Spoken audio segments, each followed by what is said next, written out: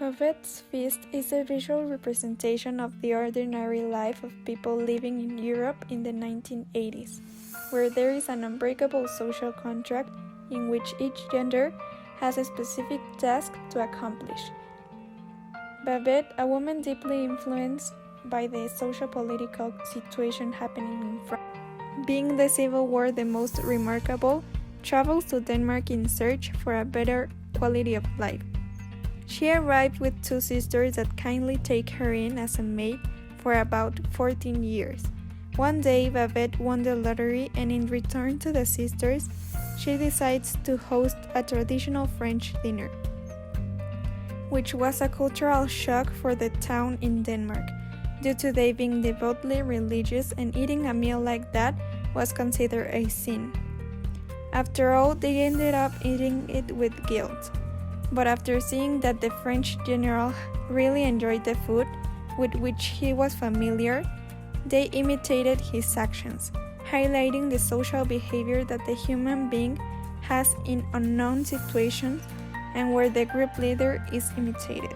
Experts such as the New York Times claims that this was a self-effacing but informed movie, and where the understated courage of the characters is clearly portrayed, combined with the simplicity and naturally landscapes, creating a very objective and realistic perspective for the movie.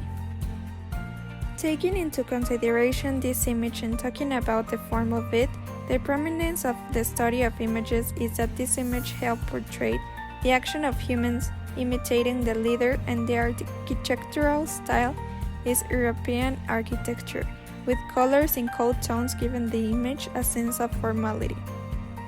Regarding components of visual work, I highlighted the form with blue since it is everything that is going on in the image. The context, it can be seen in green as it is the location where the story is taking place. The subject can be clearly seen in yellow because they are the characters in which we are centering our attention. And as for content, I circle it with pink because in this particularly scene, the food takes an important place since it is an unknown situation for them. As for the shape elements, the line is seen in orange since it crosses all the elements that are more relevant. The color can be seen all over the image, but where it stands out the most, it is in the wine glasses, since it is a very powerful color. The texture can be clearly seen in the food variety, and the contrast is appreciated in the window where the tonality of the colors make us understand that there is depth. And as for shape, it is highlighted in yellow, where it surrounds the more important elements of this image. In regards of composition principles, the balance can be seen in the orange line, since there is an equivalent number of elements in each side.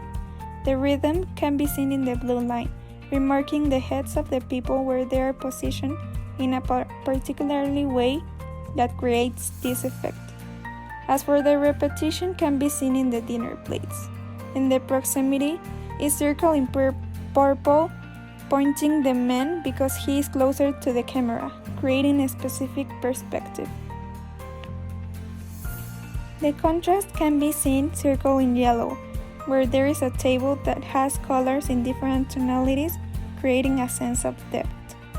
Scale is seen in the glasses, where there are a variety in different sizes.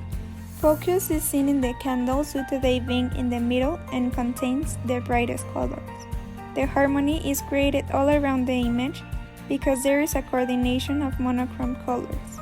The movement is pointed out with the blue arrow since it follows the line naturally created by the position of the people, and the depth can be seen in the window, where there is a contrast between light and dark color, creating depth. Now, talking about the meaning of images, this image sends a message about the behavior of the human in an unknown situation.